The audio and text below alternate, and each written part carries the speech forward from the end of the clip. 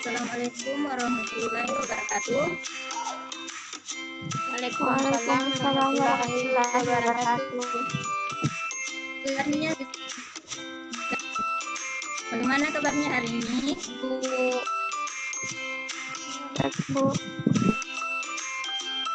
Ada temannya yang tidak masuk Zoom Ibu pada hari ini, anak-anak? Enggak ada, Ibu. Ada yang masih ingat pelajaran kita minggu lalu membahas tentang apa? Lupa, Ibu.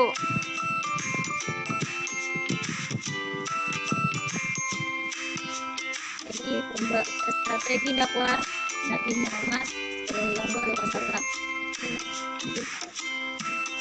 Nah, saya ingat Ibu kemarin Ibu kasih tugas orangnya.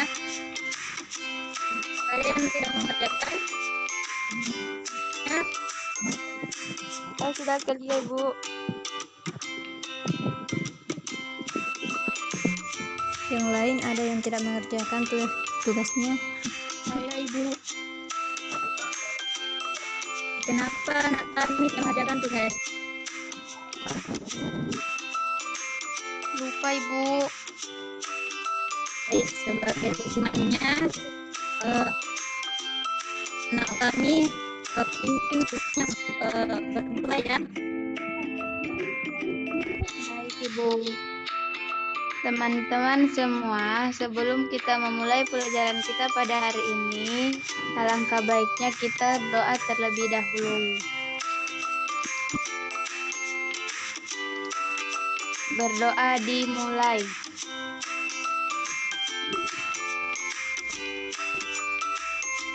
Berdoa selesai.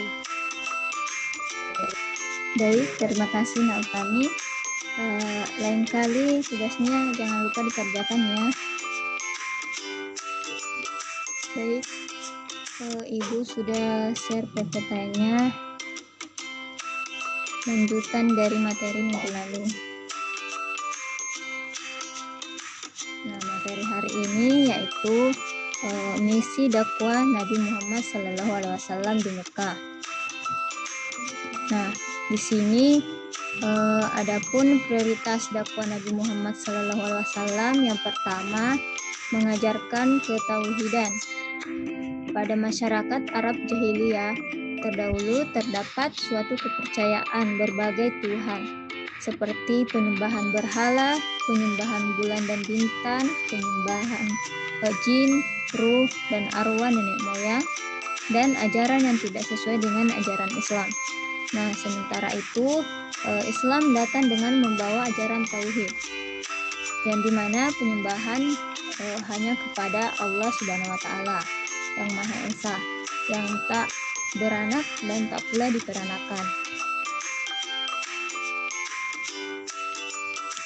Yang kedua yaitu kondisi masyarakat Mekah yang menyembah berhala. Nabi Muhammad SAW mendapat tugas mengajak masyarakat Mekah untuk menyembah Allah Subhanahu Wa Taala, Tuhan yang Maha Esa.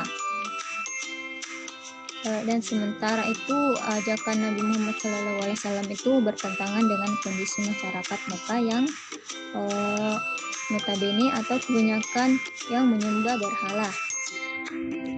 Yang ketiga yaitu menegaskan hari kiamat sebagai hari pembalasan.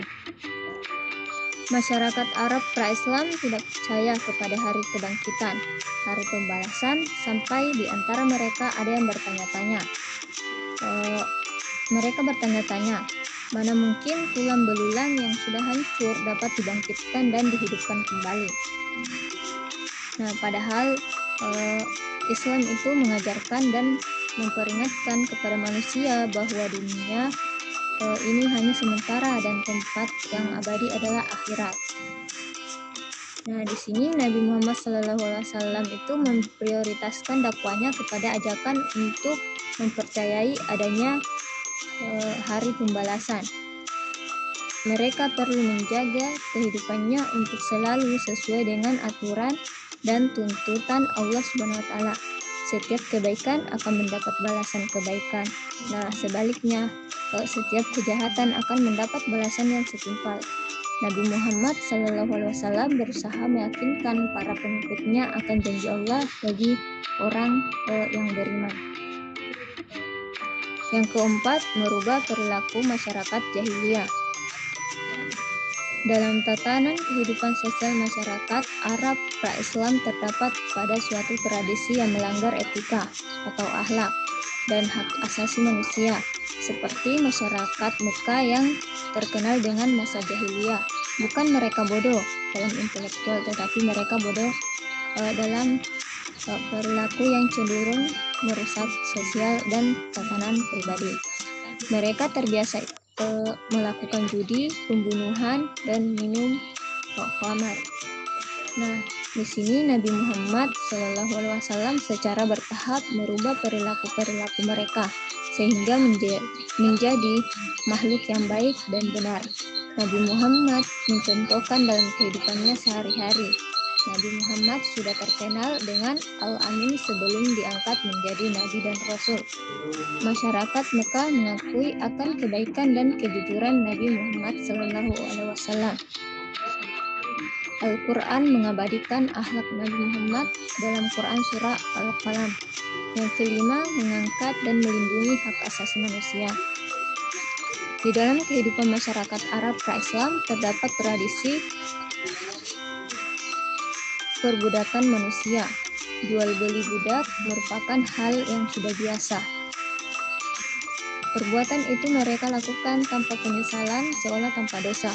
Sedangkan Islam mengajarkan manusia itu sama derajatnya, hanya takwa yang membedakan mereka.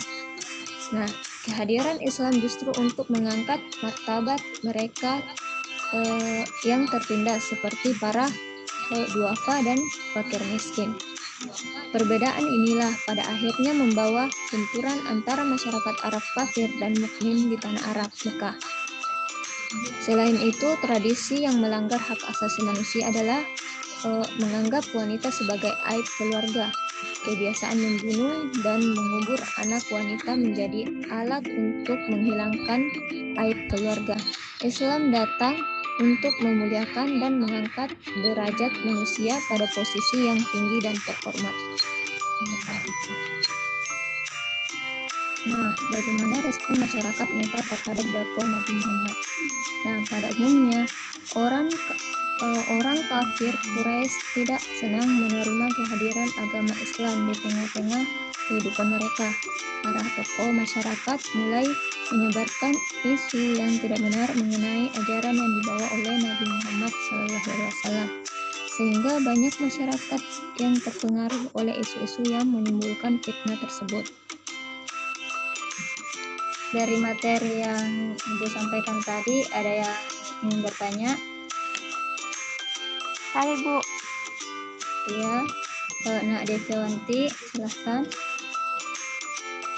Adapun pertanyaan saya di sini Bu, yaitu apa tantangan yang dihadapi oleh Nabi Muhammad SAW selama berdakwah di Mekah? Baik, terima kasih atas pertanyaannya. Adapun tantangan dan rintangan yang dihadapi oleh Nabi Muhammad, yang pertama itu Nabi Muhammad mengalami penghinaan, ancaman dan siksaan terhadap Nabi Muhammad, dan di mana Nabi Muhammad itu dihina sebagai orang gila, tukang sihir, anak celaka, dan lainnya, dengan sebutan penghinaan lainnya.